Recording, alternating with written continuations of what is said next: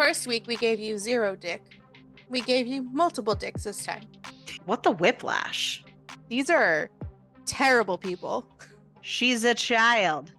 The amount of unhinged these parents are, terrible, together in the same urn.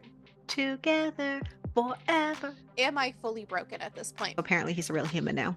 I'm gonna be a fucking Caleb apologist this entire time, aren't I? God damn it. And Crystal's a liar, and she isn't 18 yet, and this is gross, and I don't condone this.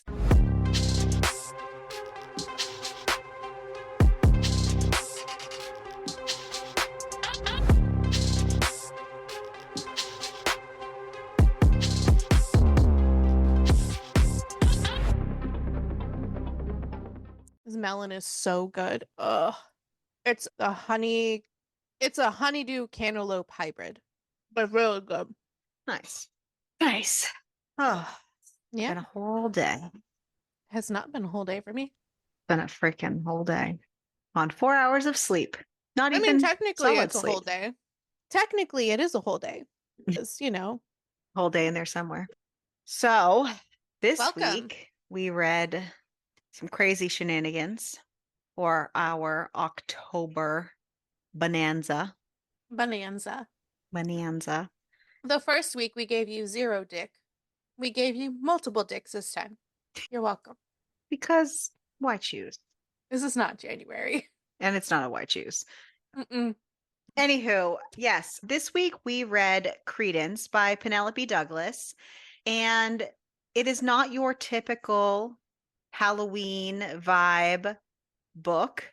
However, it was scary for us, so we decided to put it on our scary list. And it was also a request, and we had to decide where we were going to put it. And you know what? What better time than to read a book that we were scared of in the first place than October? So, to those of you who wanted it, here you go. You're welcome. So, we're going to get dramatic here at the beginning. This is your warning. Tiernan found her parents. She was the one who found them and had to call it in. Her father apparently had been diagnosed with an aggressive form of cancer, though no one bothered to tell her. The couple could not fathom living without each other, so they planned their own deaths together without a thought of their only child. I guess, why start now? They hadn't given her much thought through most of her life and preferred to ship her to schools or nannies. Somehow, this last act still stung Tiernan. Not even a note left behind. They didn't even feel the need to say goodbye. Just more shitty parents, but these are probably some of the shittiest parents. These might to be honest. some of the shittiest parents that we might have these come across. Might top the list of shitty fucking parents. These are terrible people. Yeah. Tiernan's just having a hard time realizing that they didn't even care enough to leave a note as she stares out the window, looking at the tire swing hanging from the tree. Not her tire swing, mind you. This was her mother's tire swing, a tire swing her father and mother used frequently, that Tiernan herself had never even touched because who would push her? Her mother's assistant sees her and understands and rushes right out to cut it down. Later, when Tiernan is alone in the house and all of the emergency personnel and media have long since left, she gets a phone call from a man claiming to be her father's estranged stepbrother. He tells Tiernan that he got a call about custody since she was still months shy from being 18. That's right. She's a child. Letting y'all know. He tells her he will help her with emancipation if that's what she would like. Or if she could use a fresh start in the middle of nowhere, she's welcome to come live with him and his sons. The uncle, Jake, picks her up at the airport. Tiernan chooses a fresh start. Space away from the empty house that was really always empty. Yeah, because in all reality, she doesn't enjoy people. So, sure, let's go to the woods, to the mountains. She of figures, well, nothingness. she figures nobody will bother her there. That it should be noted that her mother and father were famous and the Shitty people. paparazzi is already swarming, and she already shut off all the social media apps and everything, but she figures that she could use a break from that whole area. And So it's just a bit, yeah, reiterating, the yeah. parents killed themselves and left her by herself and had Months no shy of thought, being 18. no thought at all of this child. They're like, I can't, you have cancer. I can't live without you. Oh, but I love you, my darling. Okay, let's die together. Blech. Sorry. It was dramatic because the mom was, I don't know what she was. Was she an actress? I think Probably. so. I I don't think think it so. was There you fully go. spelled out, but I think It so. wasn't, but they were shitty people, so who cares? Tiernan arranged with her school to finish the rest of the year online. Jake makes hints that cabin life might not suit a California princess, and Tiernan may not last long. He tells her that he and his sons work from home, customizing dirt bikes, ATVs, and the like. Tiernan notices a candy store in the tiny town before they make their turn off, so they make a pit stop. The cabin is thankfully bigger than she pictured and is sustainable with animals and a greenhouse for when they are snowed in for months on end. Jake and his son's house is located high up on what is called the peak. And when the snow starts falling, it doesn't stop falling until the spring, and no one can get in or out on the mountain. But yeah, Jake gives her a tour of the house and shows her to a room to get settled in. In the morning, her mother's assistant, Marai, calls to check in on her. She's the only one who has ever called to check in on her growing up. The only one who tells her she loves her, is the one signing birthday cards from her parents, etc. Marai reminds Tiernan to breathe and that she can come home whenever she wants. But until she's ready, Marai will handle things there. Tiernan opens her balcony doors and gets the first sight of the view of the beautiful mountain practically as their backyard. It was dark when they arrived the night before, so it's breathtaking for her now. She heads downstairs to the smell of coffee and finds Jake. He asks her if she can ride a horse. She says yes. He asks if she can shoot. She says no. He asks if she wants to help out with something. She nods. He takes her to the stables and has her mount a horse, only to get on the same horse behind her. Tiernan tries to protest, telling him she doesn't need help, she knows how to ride, but he ignores her, grabs the reins, and guides the horse into the forest up the hill. Weird. He points out main parts of the property to her along the way. He brings her up to have an unobstructed view of the mountain peak.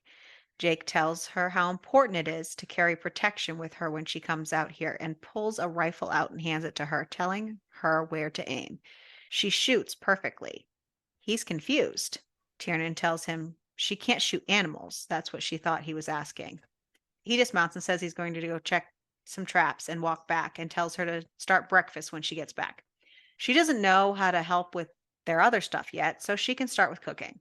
Tiernan balks at this, and Jake tells her she's going to help out one way or the other. Everyone has to.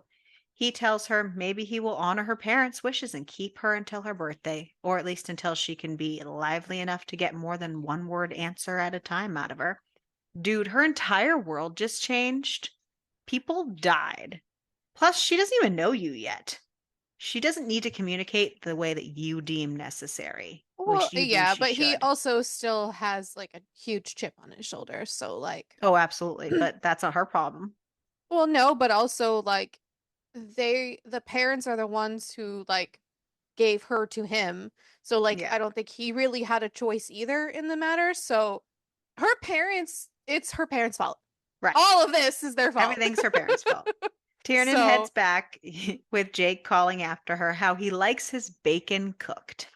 After taking care of the horse, she heads through the garage to the kitchen. She finds a punching bag hanging in the garage and has at it, letting it all out until Jake's son Noah finds her and offers to help with breakfast. They make breakfast just in time for Jake to get back. Tiernan excuses herself, saying she isn't hungry, and heads to her room. She is hungry. She can't remember when the last she ate, but she also doesn't want to sit at the table with them, expecting her to conversate. She gets her stuff all unpacked and then a bit later makes her way downstairs. Jake is out front fixing the siding and she offers to help. Just as they are finishing, Tiernan gets a splinter in her hand, and although she says she can do it herself, Jake takes her hand and gets it out with his teeth. He asks her if she's sorry that she came. She says she doesn't know. He asks her if she wants to be there. She says she doesn't want to be anywhere and goes to head back inside. Jake calls for her to make up some grab and go sandwiches. She does go in and make sandwiches so that they can have them when they're ready for lunch later. This gives her the opportunity to eat too, so that's good. As she's putting everything away, she notices the refrigerator's leaking. She pulls up a YouTube tutorial, grabs tools from the garage, and gets to work. She has it just fixed as Noah walks in, who seems pretty impressed and helps her put everything back into the fridge. Jake walks in and grumbles about it being rearranged and tells her not to do shit like that. They like their stuff where they put it. She just walks away. That night, Tiernan is woken by a nightmare she doesn't remember. When she was young, she was plagued by night terrors, always waking around 1 a.m., just like it was now. She hadn't had any in years, but here she is once again, waking in tears, screaming, and marks on her arm from her nails digging in. We get Jake's point of view. He's up bright and early, wanting to apologize to Tiernan for the day before. He finds her in the kitchen, but she's so absorbed in trying to glue back together a plate that must have broke. She asks him what she can help with today, and he just decides to start fresh. He asks Noah to take her with him to clean out the horse stalls and feed and tend to them. He gets a phone call from Mariah telling him she thinks Tiernan should come home. Mariah is the only one she knows well and is close with, and she's sure to retreat into herself in all this. Mariah doesn't want things to build up, mentioning Tiernan's habit of waking around 1 and how Jake is practically a stranger. He basically tells her to fuck off and hangs up. I am not gonna lie. Okay, so I had mixed feelings about Mirai throughout this book. Like my brain kept like thinking, "Oh, I don't know." I just went back and forth with if I liked her or not. But I really enjoyed the bickering between her and Jake the whole time, and especially at the end too. I Yeah, thought it was very funny. Yeah, Mirai for me kind of like I was like I mixed know. feelings on her. I know. I know what you mean. Later on, after they're done at the stables and Tiernan gets cleaned up, she asks if she can borrow a vehicle to run to the store into town. Jake agrees, and Noah says he needs things too, so she can just ride with him. He decides to take his dirt bike and has her get on the back, and they head off. They get what they need at the store. Tiernan even has her birth control prescription transferred and refilled, and they head back. On the way back, Noah stops at a lookout so she can enjoy the view. Tiernan has, like usual, been quiet on the trip into town, and Noah mentions it. How he thinks she's quiet because she's sad, because she loved her parents and now they're gone without a thought for her. Later that night, his words have her spiraling, and she wakes from nightmares once again. She decides she doesn't need to stay here and heads down to the garage to get a load of laundry she had in the dryer earlier so she can pack. She gets to the dryer when she hears the outer doorknob jiggle. Tiernan panics because Jake and Noah are both upstairs asleep. It's 1 in the morning. She is startled by a large man carrying a dead deer with blood dripping down, bursting through the door. He plunks down the deer and locks eyes with Tiernan. Tiernan realizes this must be Caleb, Jake's other son. They all keep referring to him, but she hasn't met yet, oddly. He looks angry. He walks right up to her, shoving her into the wall, crowding her, and then runs his nose up her neck and face, smelling her. What a what a welcome. But Hello, to cousin. defend him to defend him a little, he does not know she's his cousin or that she was coming. And they But he have doesn't know her at all. So you yes, look at a stranger and you walk up to her, shove her into a wall and smell her? but but they have a lot of women coming in and out of that house before winter. So he just assumed it was a woman who was there to fuck. And okay, I'm gonna be a fucking Caleb apologist this entire time, aren't I? God damn it. I'm He not gonna un lie, actually, I loved him in He a weird undoes fucked up his way. jeans. And where before she was stunned and scared to move, now she's like, wait, what? He grabs her, flips her over onto the roof of a vehicle, pulling her up to him. She's trying to get his attention, but he shuts her up by shoving his tongue down her throat. And then he starts to dry hump her. She's yelling for him to stop, pleading with him as he pulls her shorts and underwear down. She slaps him, yelling, stop. He growls and grabs her arms and holds them down. She growls back. Then Noah's there pulling Caleb off, telling him she isn't a townie, as if that would be okay then, And then Noah explains who she is. Noah tells Tiernan that Caleb is always starving when he's been in the woods for so long. Noah tells her Caleb doesn't talk, that he hasn't since he was 4. She asks if he's deaf too because she told him to stop. He says that Caleb isn't used to it. Okay, then. The way it describes almost every interaction between Tiernan and the men, it is obvious she has a weird fascination slash attraction to them. And personally, I think that should have been her first sign to leave and find a psychiatrist. She has this weird moment when she walks into the bathroom the next morning to Jake shaving after he got out of the shower, and he's clearly making it known that he had company in his bed that night, and she's looking at him like a snack. It's really weird. He even asks if she's ever been with a man before and takes her silence to mean she's still just a girl that needs to stay with them and be raised. She also gives as much as, like, Yeah. she's playing with fire. Tiernan makes pancakes for breakfast at Jake's request. Caleb comes down and just stares at her. She tries asking how many pancakes he wants and more questions about, whatever, but he just ignores her, so she doesn't give him a plate. He just takes the platter instead, leaving none for her. So funny. Jake Ugh. Jake tries to give her some of his, but she storms off. Later on, she's putting bales of hay away when she hears a woman's whispers and moans and finds a woman going down on Caleb, but Caleb's eyes are locked on Tiernan. Once she snaps out of her own trance, she scurries out of there. Noah has his friends with him and sees Tiernan and invites her to go riding with them. Jake tells her to go have fun. He has to run errands anyway. She grabs the helmet and goes to get on the back of Noah's bike when the helmet is ripped out of her hands and thrown to the ground by Caleb. He gets in her face, making it clear he wants her to go inside and not go. Tiernan storms into the house saying she didn't want to go anyways, holding back tears. She Oh, packs up her backpack with gear and a first aid kit and then remembers protection and grabs a gun and ammunition from the garage and heads out into the woods, following the way they went by horse the other day, every step feeling lighter and freer. She eventually finds the lake she remembers seeing and smiles big that she found her way on her own. Everything feels peaceful and right. She wades in for a swim, the water feeling glorious. Then she hears a bike drive up. Odd. It's one of Noah's friends. He introduces himself as Terence and says he snuck away from the others, wading into the water with her.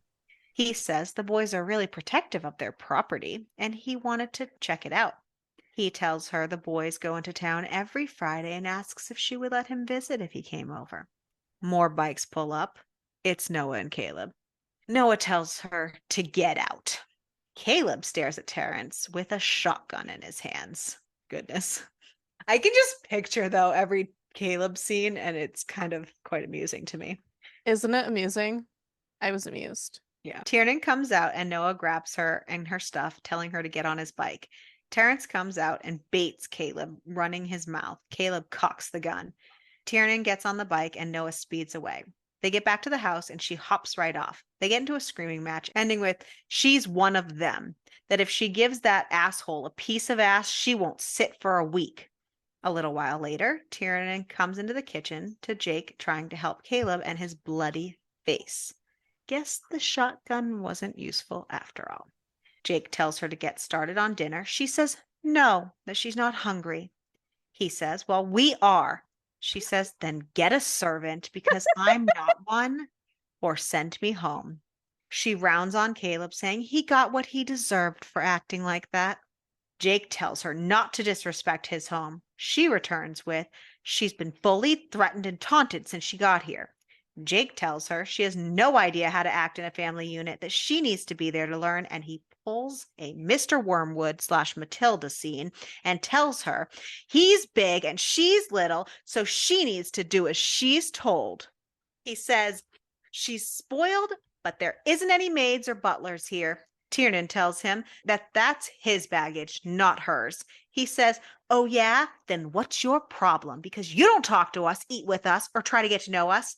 He's right in her face yelling. Tiernan, overwhelmed, bursts out that she's not used to people, that no one talked to her at home, and runs out of the room sobbing. The next morning, she wakes up after crying herself to sleep the night before. The leftover candy she had previously thrown into her wastebasket because she just couldn't stand to look at it anymore after her first nightmare, is now on her nightstand with a note written on the bag saying, "Your parents never gave you anything sweet. That's why you are not." She gets dressed and heads downstairs to make coffee, but Jake beats her to it and wraps her in a hug, telling her she's not alone. He tells her she's working with him today, and they head out to work on a fence. She asks about the boy's mom, who she hasn't heard a peep about. Jake tells her that the mom is locked up, how she was his way of escaping his feelings for someone else, someone his family didn't approve of, someone her parents helped get rid of by tricking her. Lovely. Also, I won't go into great detail, but the mom we don't really know 1,000% why she's locked up other than like drugs and all that jazz.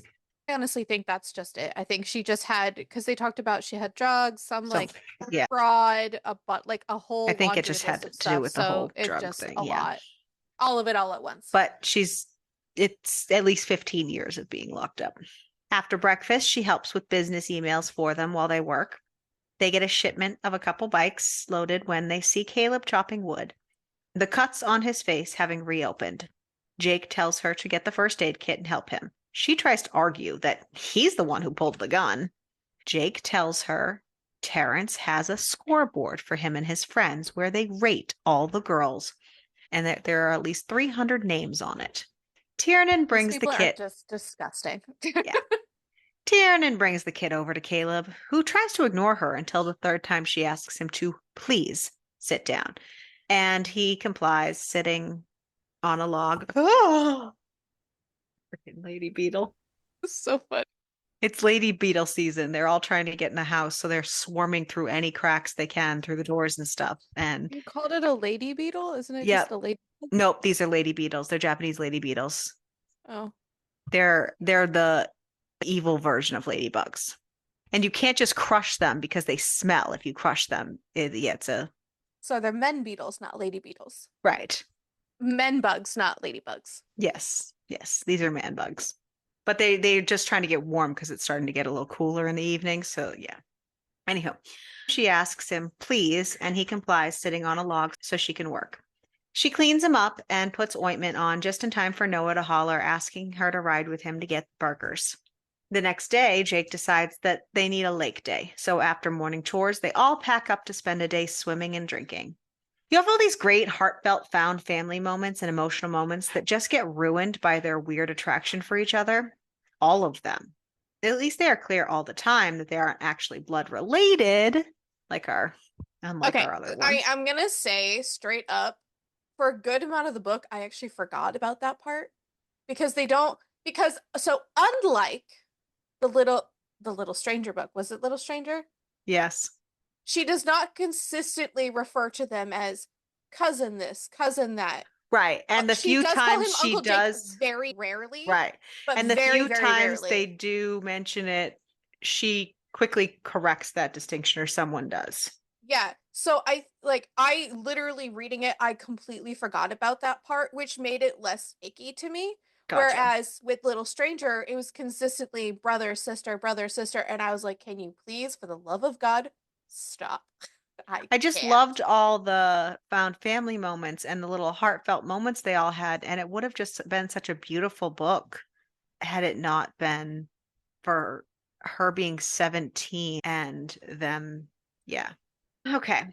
They get word of a pop-up, so they decide to head to do that for the evening since it's almost the end of motocross season and it's good for their business. They set up a tent and their swag. Tiernan enjoys watching Noah race, but the girl who likes Caleb tries to size her up while dancing, and Jake gets mad at her for attracting attention. And not only she's sizing her up, she is like, they're dirty dancing, and like she's like, oh, you like women? She's, no, well, you could.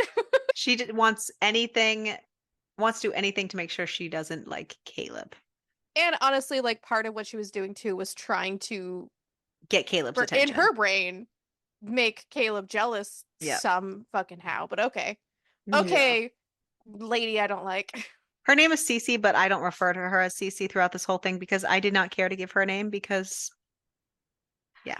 Tiernan wakes from a nightmare during the night and then becomes all too aware of beds hitting the walls from the room next to her, Noah, and above, Caleb. She goes downstairs for a breather and finds Jake in the kitchen in the dark. He asks what woke her. She says, kind of hard to sleep with all the noise.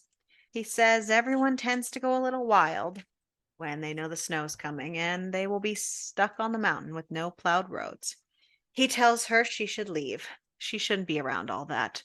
She's like, what the whiplash? Literally, you were telling me I couldn't leave. Like, well, he tells her he sent his girl home because all he was thinking about was kissing Tiernan, and it's not right. She asks if she would have clothes on for this kiss, and he gives in and kisses her. And Crystal's a liar, and she isn't 18 yet, and this is gross, and I don't condone this. I just want everyone to know, no, But did they have sex? it's still not okay. I know it's not. He's like I 40 and she's I 17. specifically said 18 when they bang. Well, it should have been 18 for anything. She asks him to take her to bed and he snaps out of it like, fuck, no, we can't. I'm your uncle and this isn't happening. He says he's lonely and she's desperate for attention. This is not good. She's like, desperate? He tells her he hears her scream at night. She still refuses to engage with them voluntarily. She doesn't seem to have hobbies or interests. She never smiles. He tells her she's barely alive. He knows, because he was like that once too, that she needs to live her life and let her parents go. And that doesn't mean what they did doesn't matter, but she needs to choose her. She's sobbing as he continues, and she tells him they didn't even leave a note, and he just holds her while she cries. Sad face. The next day, Noah wants to head into town for cheeseburgers again. Tiernan, feeling a little lighter, jumps in the truck to go too. Caleb surprises her by also getting in to go with them. She's hyper aware of Caleb the entire time, and vice versa. They get their cheeseburgers at a drive-through, and the window attendant tries to be flirty with Caleb until Noah makes a snarky comment, causing her to toss his drink at him. Caleb pulls Tiernan onto his lap out of the mess and cleans up the splashes, refusing to let her go for the ride back. They spend the rest of the day and the next getting things ready and supplied for winter. Jake has also felt the need to start teaching Tiernan self-defense. Mariah calls Tiernan to let her know that her parents' funeral is finally set and will be in a couple days. She asks Mariah to book a flight. Jake says she can take a truck so it will be there at the airport when she gets back. Tiernan realizes going might not be that easy. She might have a lot to deal with. Jake is upset by this, but doesn't say anything. Instead, just says he will drop her off. Because he's thinking that she's not coming back. Right. And she's realizing she might not be able to. She might get sucked in. She can't make any promises. She doesn't know what it'll feel like once she's there. Tiernan grieves at the funeral and finally sheds those tears. She releases all the hate for her parents and grieves what should have been and heads right back to Colorado, taking an Uber late at night from the airport. She comes into the kitchen in the morning to the pouty men who didn't even know she was back. Because she snuck in, but yeah, it's so funny. Once they pick their jaws up, she tells them all the things they can get to work on for the day. Like, let's go, chop, chop. They end the day barbecuing together and have a nice dinner with everyone actually enjoying each other's company. They spend the next few weeks continuing to prepare, including constant trips into town for supplies. It's finally Tiernan's birthday, and she just feels a major weight lifted, lighter and freer. They're going to head into town for her birthday dinner, and it might just be their last trip before the snow hits. She has a new dress, and she is excited. Jake gives her a cool new bow that is pink and even has pink arrows. Noah gives her a shirt and a hat that actually fits her, since she's always wearing his clothes. Caleb gives her a belt he made for her, notches that go all the way. And You Jake, I know, think it's is it Noah that makes it very clear? yep, So it'll she's like, I'm not that skinny. He goes, yeah, it's for your for wrists. your wrists are. Your wrists are. What? They have a great time at dinner and then move over to the bar side of the establishment. They play foosball, Tiernan changes the jukebox, and a bridal party has her join them dancing to the song. She's having a blast until Terrence and his friends surround her. telling her how Jake and the boys just want to use her for her money, how she'll be trapped with them for the winter, and they will use her body. And now that she's 18, knock her up to continue to control her and her money. Fun time. I hate that man so much. Yes.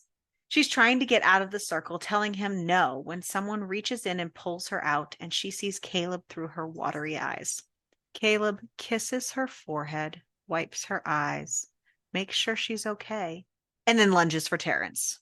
He grabs him by the throat and slams him into the jukebox. I mean, she said no. The place goes crazy, people pushing, fighting.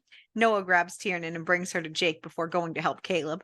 Jake gives her the keys and tells her to go to the truck and then goes to get the boys. The boys climb in the truck, not far behind her. Caleb jumping into the driver's seat. Caleb slams the gas and heads straight for the row of dirt bikes, running them over, and then books it out of there as the snow comes down.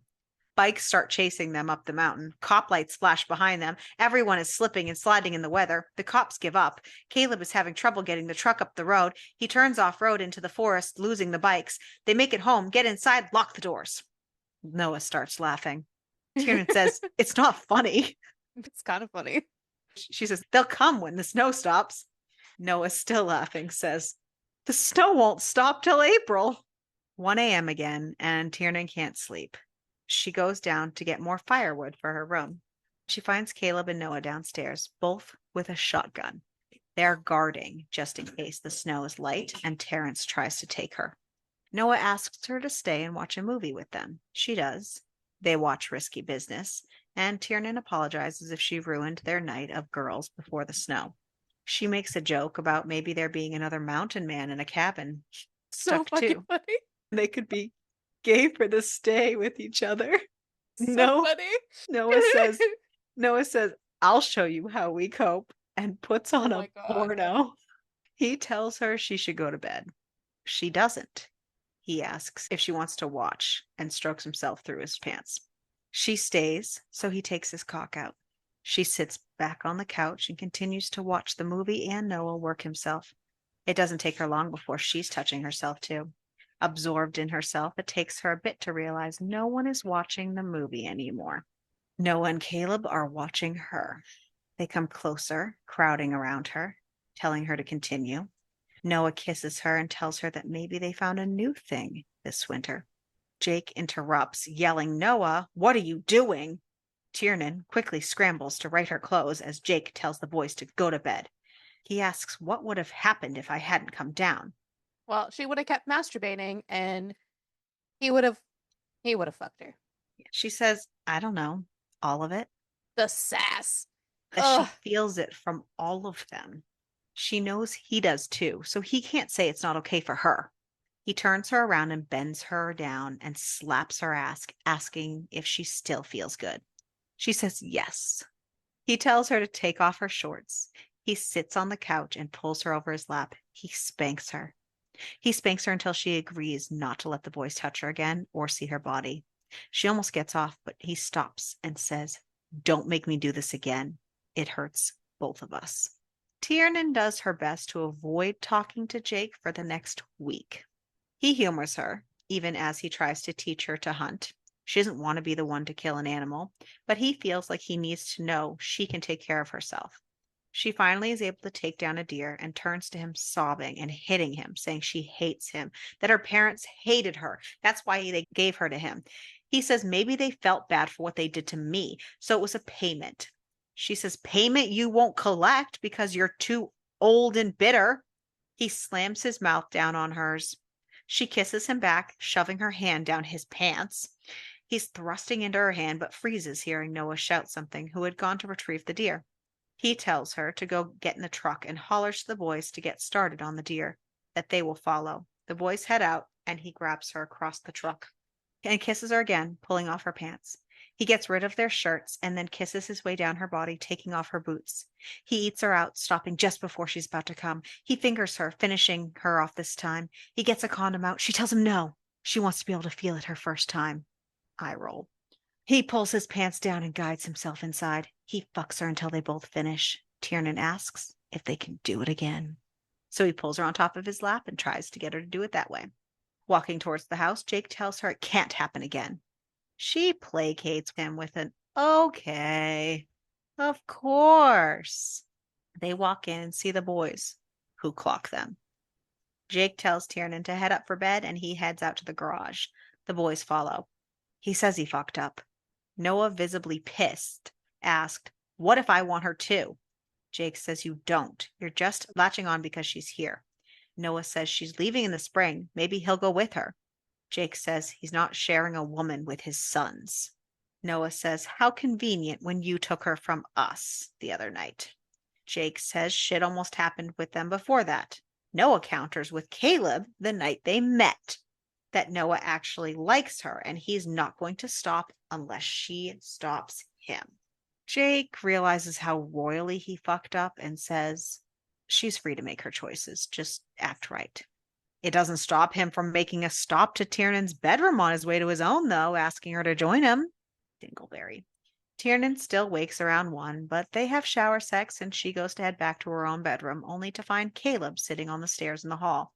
She goes to open her door, but he grabs her and brings her into her room, slamming her onto the bed, his eyes clearly pissed. He grabs a Sharpie from her nightstand and writes "slut" on her forehead and stalks out. Someone was a little upset. A little angry. At breakfast the next morning, Noah's trying to make Tiernan laugh and is tickling her a bit, so Caleb knocks a glass of milk into her lap. She doesn't want to give him the satisfaction, so she just stares him down and takes off her wet shorts and sits back down. Caleb then takes his spoon and flings oatmeal at her. Jake's like, "What the fuck?" But Tiernan says, "No, no, it's okay." That's how How babies act. babies communicate when they can't talk. "Did you need more oatmeal, Caleb?" She signs the word more, stretching out more, more. Like this. Say it like this, Caleb. More. Caleb gets up, flipping the entire table, sending everything flying, and books it out the door. It was so funny though. She is taunting him at this. It's just funny. Playing with fire. Oh. Tiernan spends the rest of her day catching up on schoolwork and tending to the horses. She even finds some old furniture in the barn, and Jake says it's okay for her to work on pieces and restore them. The next morning, she's trying to draw out some ideas for painting a piece, but the colors aren't working right. And she keeps, I don't think it's the next morning, and she keeps cramping her paper and starting over. I'll talk about that in a minute. Caleb joins her and silently shows her how to blend the colors to get what she wants.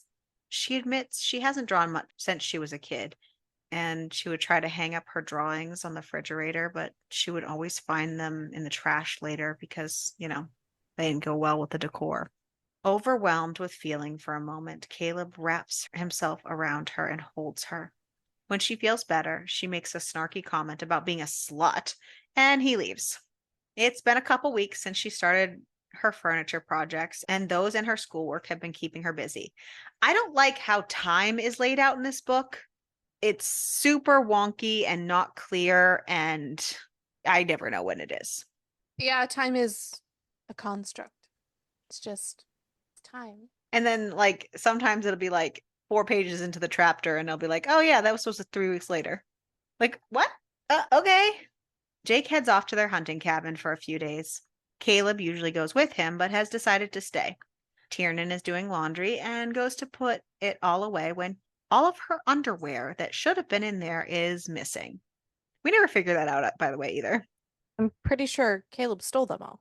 She assumes, but she never found them. She searches everywhere and doesn't find them. She even looks in Noah's room and then Caleb's, though she does find her hair ribbon in Caleb's pillowcase and takes it back, securing it in her hair. Caleb probably took all her underwear with him while he goes out. They're He probably in probably his burns them, pockets. but who knows? But we don't actually get like Or or resolution. they're in his studio area. Who knows? Who knows? I don't know. But He's we probably jacking don't off with them. because the book did not tell us. At dinner, she can feel Caleb's angry stare while she wears this red ribbon that she stole from his room. Noah suggests that they watch a movie for the evening. that the porno has a sequel. She's like, yeah, no thanks, but thanks for the heads up to avoid the living room. He grabs her sweater and pulls her close to him. She tells him to stop and to knock it off. Noah says, why? I want to fuck my father's whore. Tiernan slaps him and pushes him away. He says, you needed affection from him and he abused it. She explains that she's had plenty of opportunity, but she has only cared about or been interested in the people in this house, that she knows how to say no. And she's saying it to Noah now. And she leaves the room. Noah is awoken by screams in the night and goes to investigate, but Caleb beats him to it like it's his routine, walking into Tiernan's room, climbing in with her and holding her, instantly calming her. Caleb gestures to Noah to leave, but Noah's too busy trying to figure out where the smell of smoke is coming from. Then he sees it once he gets downstairs. The barn is on fire. He yells to Caleb. Caleb runs down behind him. Noah goes to get the animals out. Caleb gets the hose. Tiernan comes running down, seeing it all. The hose seems to be frozen. She runs to help the horses in the stable next to the barn. Caleb takes the digger machinery right to the water tank itself to pierce it, finally letting water flow through the barn and stable, putting out the fire. Caleb scoops up Tiernan, whose arm is bleeding, and brings her inside with a chin jerk to Noah to take care of the mess. Caleb gets her inside where it's warm and then goes to help Noah set up the animals in the garage for now. They go inside to help Tiernan, whose arm is bleeding, through the towel she's holding to it. She cut herself deep trying to get the horses out. Caleb gets the first aid kit and gets the needle ready. She's like, big fat nope. Noah tries to hold her down. She's getting hysterical, and Caleb is having trouble sewing, so he slaps her, which startles her enough to take the edge off for a moment.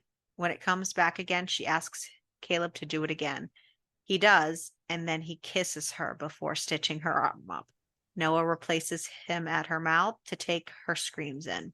When they're done, Noah says that it just dawned on him. He's the only one who hasn't hit her, yet he's still the only one she doesn't want.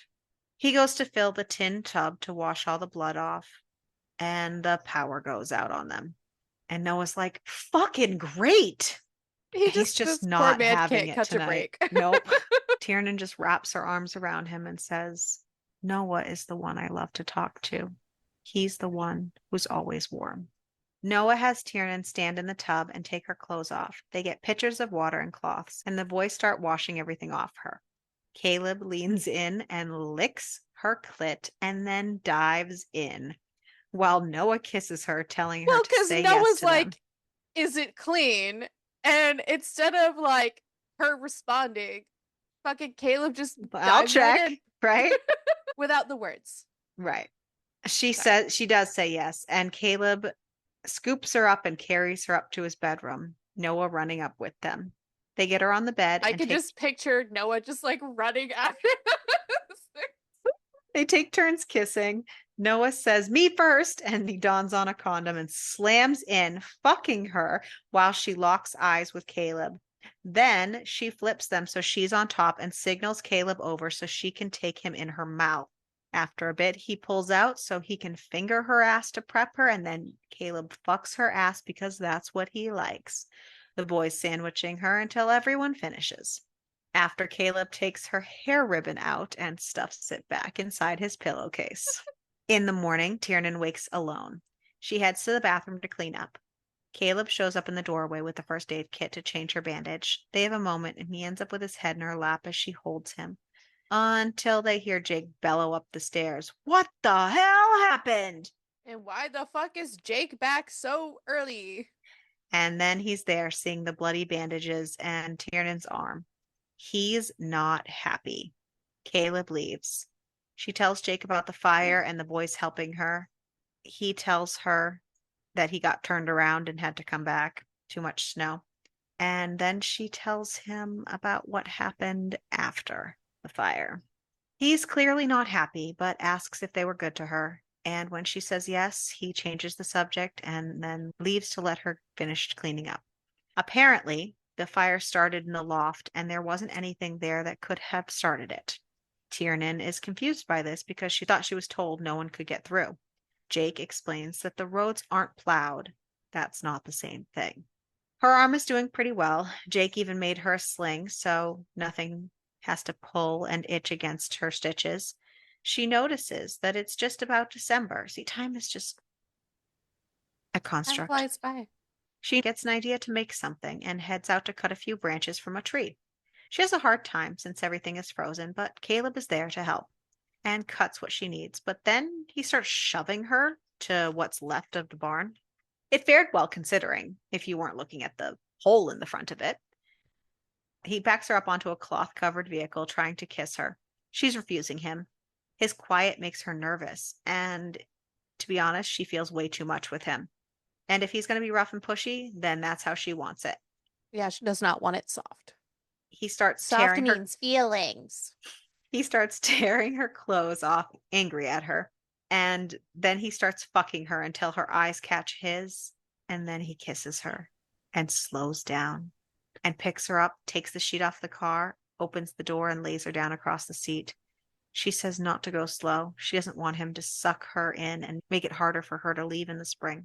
But then she says fuck it, giving in to the feeling, hoping that Caleb will just turn around and be a jerk later and it will all even out. He's good at that. She kisses him back and they fuck slow and quiet until they both finish. Tiernan ends up making a wreath for the door and a garland for the mantel in the living room with her tree pieces. She shows it to the boys in the evening. Caleb tries to get her to go upstairs with him. Noah seems bummed that she's okay with this because he was trying to get her to spend time with him. She goes with Caleb and he leads her to her room, gestures her to her bed, and leaves, closing the door and locking it from the outside with a lock that wasn't there earlier. Like, what the absolute fuck? He wants to make sure she actually sleeps and doesn't do things. So With she anyone stays else. there. Yeah. But I'm just saying, So then we get why am a, I this person? so then we get a chapter in Caleb's point of view. It's the first time we're seeing Caleb's point of view. We've seen the other boys, but it's in the third person, I which had is an issue. I was confused. which is odd since everyone else is in the first. I didn't like it because I felt like they were trying to dumb him down, and I didn't like that at all. He goes in while Tiernan is having a nightmare again, but instead of holding her, he starts to touch her. She wakes and is weirded out, but okay with it until she starts to like him fucking her, and then he flips her, uses the belt he made her to cuff her wrists, and then he savagely goes at it, paining them both. She's yelling for him to stop. She finally gets her wrist free and hits him, and then runs out the door to Noah's room. Caleb doesn't follow. Noah asks what Caleb did. She says nothing and just asks if she can hold him. Noah tells her how Caleb was 4 when their mother was supposedly taking him to the store, but instead wound up at a party where she got high and passed out after leaving Caleb in the car. With the He windows up and every he was in that sorry. car screaming and alone for 4 days before Jake managed to find him, and there he sat, throat swollen, staring into space, barely hanging on. The doctor said his mind gave up. Tiernan heads out of the room and finds Caleb in the bathroom, the shower steaming up the room, but him just sitting on the side. Tiernan squeezes his hand and he squeezes back, and she hugs him. Then his other hand opens and she sees the leg of the chest she just finished restoring and painting. And she's like, "What? No!" And runs to the garage, and there it is, in many pieces, in a bin, looking like Caleb had a little bonfire. Tiernan flips. She grabs a pipe and starts smashing the bookshelf she's been working on, yelling at Caleb, who followed her, that he can't hurt her. There's nothing left. She's nothing. Then Jake is there, like, what the hell? And she just feels numb as Caleb grabs clothes from the dryer and heads for the door, tapping his chest twice on the way out. A week later, and Tiernan is back to barely interacting. Caleb is still gone. Jake and Noah feel guilty that they should have backed off if Caleb felt so strongly.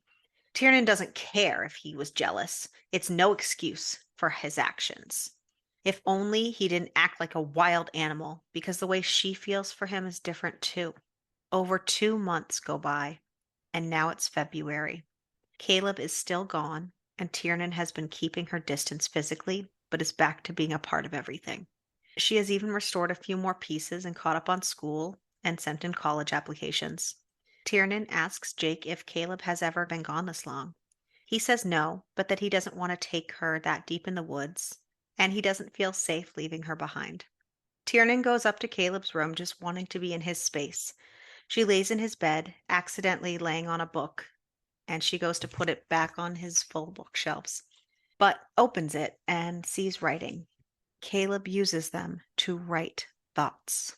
She starts going through all the books, some old when he was a kid, all the way to talking about her, holding her at night, wanting her, seeing her with the others, how he just wants to leave. She reads into the night until both Jake and Noah are in bed. Then she heads into Noah's room, wakes him up, saying, "Let's go get Caleb."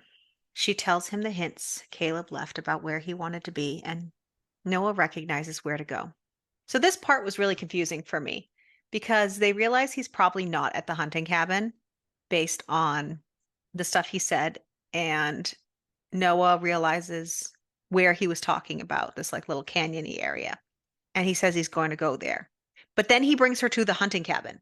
It doesn't make any Um, sense. I went back yeah. several. I was like, I They find the cabin and Caleb's guns are there, but no Caleb.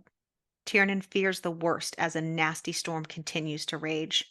Noah tells her they can't go back out in it. They barely got there alive. They have to wait it out.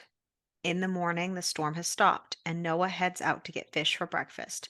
She steps out the door to find Caleb behind a tree tailing a deer. She's shocked after all I that. wonder I wonder if the hunting cabin is on the way to the other. Maybe they were just stopping at the hunting cabin as like a stopping point and then continuing on to where he thought Caleb would be. That's I the don't only know. thing I can think of. It, I don't know. it didn't make sense. I don't know because I don't know. She tells Caleb they were worried and asks if he will come home. He goes to her, wrapping his arms around her, kissing her. She tells him she loves him. He scoops her up, carries her into the cabin. He puts her on the bed and they shed their clothes and he slips inside her. She tells him there's been no one since him and they fuck to the sounds of Noah banging on the door saying to let him in. Apparently, Caleb Poor locked it. Noah. A couple weeks later, they're back at the house. Caleb went right home with them. Jake has been cranky because Mariah has been calling him almost every day for check ins since the holidays because Tiernan is so bad at answering her phone. Noah is set on leaving with Tiernan in April to spend some time in California doing motocross, but she isn't sure she wants to go. Noah tells her she needs to, that she's bigger than this place. 2 months later brings them to late April, and the snow is starting to get patchier. Jake is trying to clear the roads so Mariah can visit.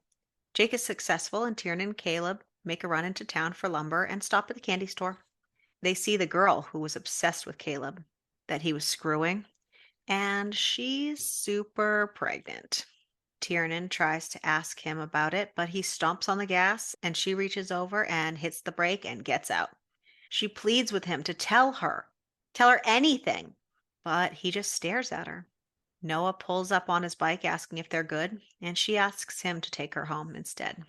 Jake tells Noah and Caleb that they're going with him into town. He needs to deal with the sheriff and a little space is needed, and they can chat. He tells Tiernan to stay, take a shower, chill out. Tiernan gets a text from Mariah from a couple hours ago that she was boarding the plane. Tiernan starts packing, figuring she can just stay at the hotel with Mariah. She goes to Caleb's room, writes him a note in his book Well, saying because that she has decided she does not want Mariah staying in this house. no, not with all that's going on. Absolutely not. She goes to Caleb's room and writes him a note in one of his books, saying that the highs are incredible, but the lows make her feel like a kid again, waiting to be loved. How he won't change, and she shouldn't be waiting around for him to talk to her.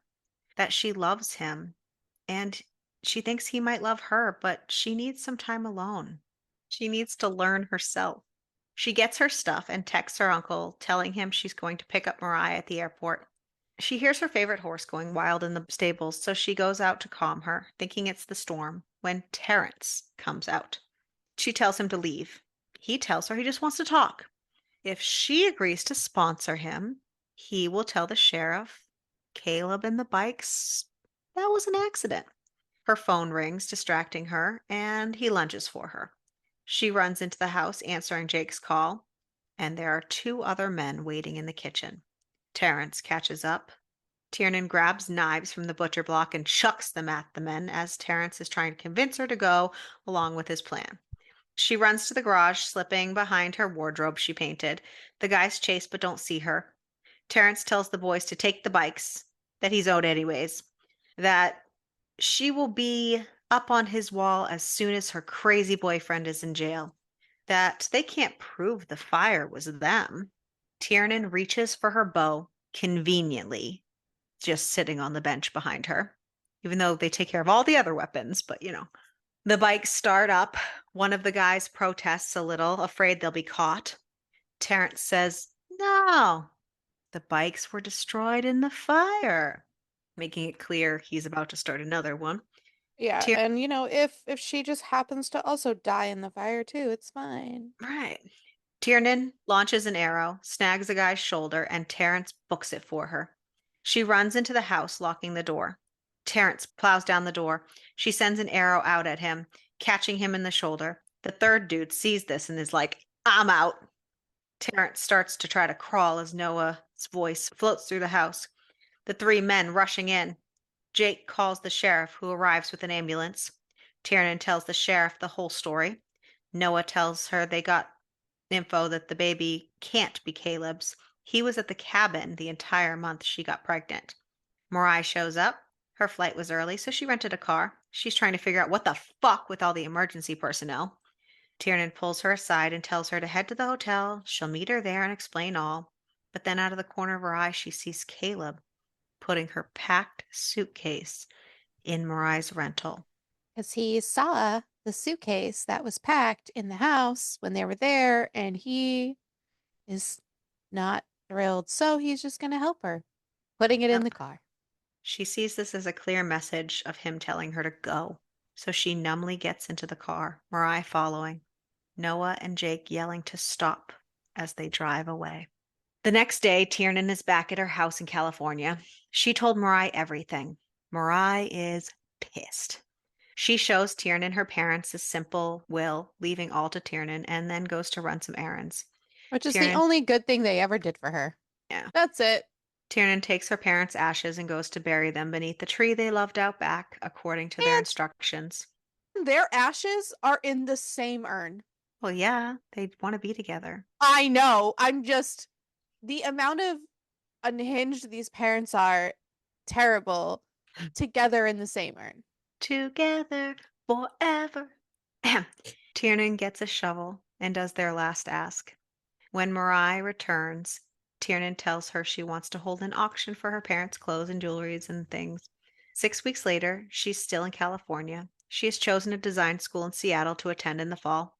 She's talked to Jake on the phone a few times, but neither of them are much for phone talk. She's sitting at the beach staring at the water when Noah appears. Apparently, Jake put a tracker on her phone after the first Terrence meeting. It's Noah funny le- though because like he originally is like, well, when you weren't at the house, I figured you were here because she explained like a story about the beach and Yeah.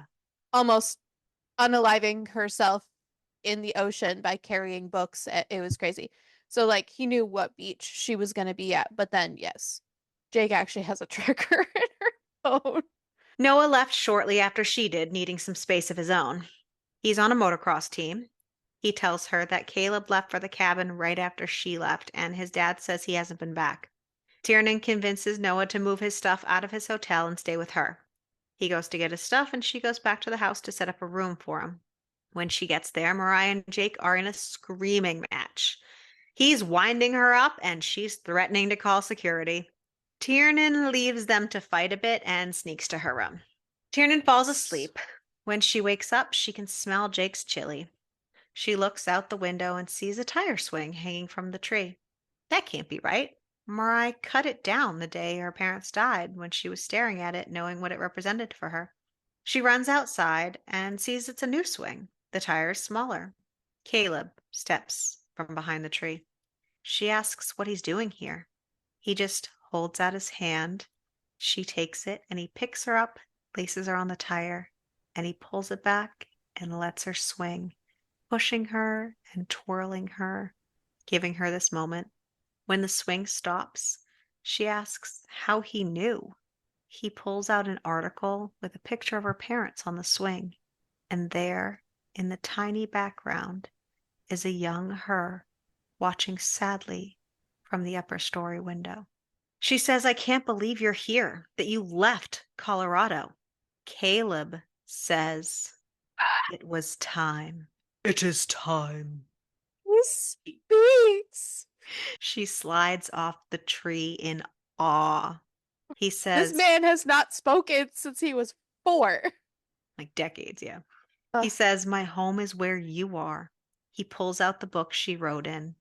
He says he found it and took it to the cabin and has been practicing reading out loud. He says I needed to learn myself too. I'm sorry it took so long. He says he goes where she goes. She asks if he'll be happy. He says he won't be happy without her. She says she loves him. He says he loves her too. She asks him to read to her. And then we get an epilogue of 5 years later in Caleb's first person point of view. So apparently he's a real human now. Maybe because he wasn't speaking before, so if they gave I him know, I'm but assuming in the brain of creating this book, maybe that was just because of you speak in him your not own head whether you actually speak out. He I'm was just saying clearly maybe thinking that because he wrote. I know, but maybe that was the thought process behind it. I I know, I don't just I didn't don't like it. know the thought process. I didn't either, but I'm thinking maybe that's the thought process is because now he is speaking. So Right. now it is then that point of view, and whereas before It he just it wasn't. didn't make sense because he wrote and he wrote in first person when he wrote. So I don't know. I'm just saying what I thought. yeah. I don't fucking know, baby. Tiernan finished her degree. They stayed in Seattle for that, and then they moved back home to Colorado. They have an 18-month-old son. Jake's company merged with Noah's racing team, and they both spend a lot of time in California now. Tiernan and Caleb are building their own house a little down the mountain, but theirs will have a helicopter pad, Tiernan's request in case of emergencies. Mariah and Jake have been sneaking around for years, though everyone knows it. And I think they're the happy. funniest thing was when And that's it. when when Noah was cuddling with the child and like it was just so funny. You can't have them back. Yeah. Yeah, it was cute. That was funny. Yes, that was the book. Yes. Who was your least favorite character? Really. Who was my least favorite? Her goddamn parents Yeah. and the mother who just left him in the car. So we're going to just say the parents All the again. parents. All the parents again. Stupid, shitty parents. Who Who was was your your favorite? favorite? I really liked Caleb. And here's the funniest thing about that. All of the comments that I had read hated the ending and hated who she ended up with. Really? Yeah, they wanted her to end up with Interesting. Jake. I would have been mad if she ended up with Jake personally. I think she ended up with the I person she needed to end also up with. enjoyed Caleb. I loved him. I felt he was a little manipulative and needed more growth than 6 weeks, but Yeah, but at least he tried. yeah, but she's also 17 herself. So, or 18 now. She's 18. She's 18. Now. Yeah. Yeah, We don't actually know how old he is, so that is true. So Amazon gives us a 4.3. Goodreads gives us a 3.7. what did you There's rate a it? really big difference. That is a big difference. I gave it a 3.5. I I teetered a lot if I was gonna 3 or 3.5 it. But I think I'm just gonna 3 it. I'm 3 stars. I don't like how young she is. Yeah. It's just I think that's like not for me. that's like the biggest issue. I think Like if she wasn't that old, I think this would have been a much maybe better if she was rating for like me. 20, like if she was like Okay, 20. yeah, I still don't like that, but that would have been much better in my eyes. Well, yeah. Yeah, Want her to be that and 30 there were and some having to go. things that I felt like we never got resolution for. We Hmm. never found out why she had nightmares to begin with. We That's never true. found out a lot of things, a lot of weird things. I didn't like the pacing. I didn't like the lack of knowing when anything was ever. It's Like the the mountains. last like 3 chapters of the book, all of a sudden we had a top part of when it would tell us how much time would go by. Why couldn't we do that for the whole thing? I Like it don't was know. so discombobulated in that way. So yeah, three for me. Three for It's good. me. It's funny because like I as I read this book, because obviously, like, we were originally very concerned Mm, because of the, yes. uncle cousin thing. And And that like I said didn't during, like totally concern me afterwards when I realized that they were step and had never really met, but well, there's that. And then, like I said earlier, like, I forgot a lot throughout this book that that was yeah, their quote unquote relationship. And so it was a lot easier for me to die. And honestly, the way she gotcha. spoke to made me forget how young she was, to be honest. Like, Oh, really? Not me. for me, see, but for Gotcha. me, it didn't. So I think those things is what made me not as icky with it as I had issues with the other book The and worst needed a part shower. is I felt such a connection with her on many levels. And sometimes that's going to affect And your thing then I though. was frustrated because she was so young and making choices. I felt such a connection with her, like on emotional levels, on like parental levels sometimes, just different things. And honestly, sometimes that will affect how your thoughts on a book too, but because that's happened to me where I have felt too closely with a character and then it really puts me off of some of the book. So I Yeah. can understand. And so that's the thing. And so it's just so funny because like after sitting there reading all of the reviews that I read, obviously I didn't read any spoilers because I didn't really want to know all the stuff that Right. happened. But still going through like all of the reviews and like people are like, well, I'm like, okay, this is not the genre for you to read. And it's kind of spelled out in the description of what kind of a book it's going to be. Yeah, oh, And then some of the absolutely. pe and then a lot of I the hate those kind of reviews though that know and what that's they're the going reviews. in And that's like the thing is like the that reviews well are that would be like, like for us to know what we were going into and be like hate that she's doing it with her step cousin. yeah. And so like it's And we just know but what it I was. right. And I read all those reviews and I'm like, yeah, but that's the kind of book this is, so that if that's not up Like your we alley, got probably don't tricked read it. with Little Stranger Oh yes, we because did. Oh the yeah. blurb made it sound very different. Because if And it in the had been the book, they were blurb, kept calling each other brother and sister while right, they were fucking. and And I'm the like, blurb oh, made it sound so like they were gross. like once fosters as a child and then met as Right. adults. Right. Yeah. So I think so that wasn't even like it was just interesting seeing the reviews and then actually reading the book This itself. blurb did not feel tricky. It felt like it No, was this what it blurb was. was Right. completely open and honest. And like I said, like I just feel like after reading those reviews and then reading the book itself, what book did these people read? Because like Yeah. I I think some of the reviews were a little harsher than they probably needed to be. I get like in just some of the like this is disgusting, this is I think it's gross. for I people did who blah, blah. like read it just to get a reaction or people who read it and expect it Don't not to read the be blurb. as bad as is or don't read the blurb. A lot of people don't read Yeah. blurbs. And then I What saw a did lot of comments that were upset about who she ended up with because they're like he's a psycho. I'm like in That's part in of his all charm. fairness, it I loved him. And then I thought to myself, am I fully broken at this point? Because I loved him as a character. I loved him a lot. But I also feel like of the three, I felt that the relationship between the two of them made more sense. In that, like, because she expressed, like, with Noah, what that's his name, right? I just pulled that out of nowhere. Okay. With with Noah, he felt safe and warm, but for me, it kind of felt like maybe she Clearly. wasn't yeah, and I think she even openly admitted that at She one did. point too, after they fucked. Not Not and in a so, and then brotherly but like a best friend kind of way. Sorry, I right, shouldn't have said brotherly. and then so like yeah, and then she fucked her uncle. Woo. But it was like one time, and then like he back whatever One session. he backed off. No, several. There was a lot. There was like 3 weeks of it. Okay, sorry. Whatever he backed off with the when the boys started like it just so it made more sense to me for her to end up with him and he's got all the hidden emotions they kind of can connect more on like a deeper level it Right. just Oh yeah. I thought it made sense but Oh, apparently absolutely. people thought it was a terrible idea and I'm like this Well, is like we're not best case people. scenario guys We anyways cucumber rate sorry this. Cucumbers. oh didn't think that far I don't either. Sometimes I'm prepared we and then had a sometimes. sandwich in there which is great Yeah. and like the good sandwich Yeah. But we had some weird scenes too. well yeah so I'm gonna go like a 3 or 4. 4. Survivability. I'd be fine. Well, Me too. I don't like the cold though, so maybe not. I think I'd be fine because, like, I just like stay inside. You would cook. I don't know. Be fine. Go Like, get the food, honey. I'm gonna cook and take care of the house. Go away. We're gonna bye be back in bye. the yeah, bye. Get the You fuck go out. out. You go out in the cold. I'm gonna stay here in the fire and Yeah. warm. Yeah. And honestly, like that's like best case scenario for you too, because like you're up on a mountain with no people. And no one can just show up.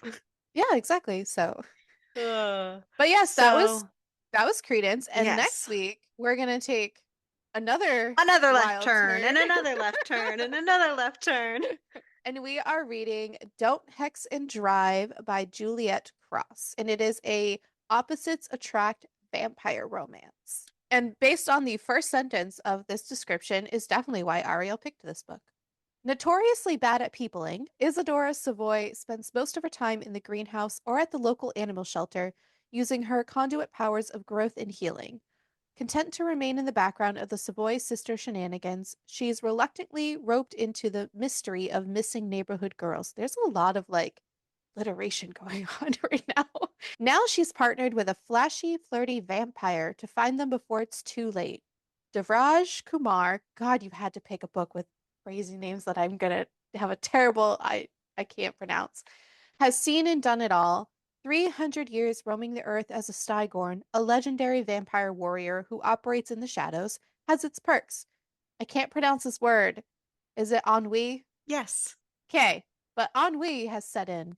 Oh, oh That yeah, is, you weren't. it's Another reason for me to be disappointed at your lack of being a Gilmore Girls fan.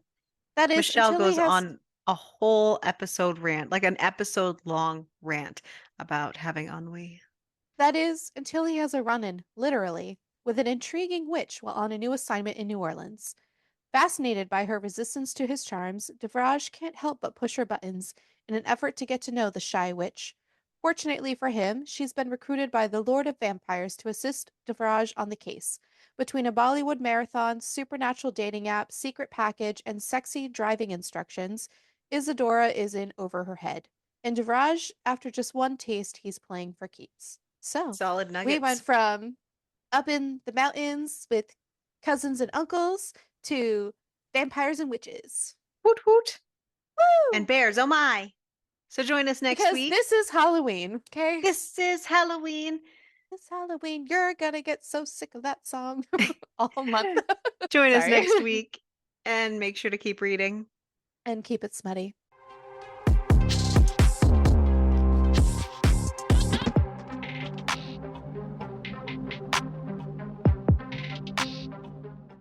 Oh, fuck. Oh, fuck.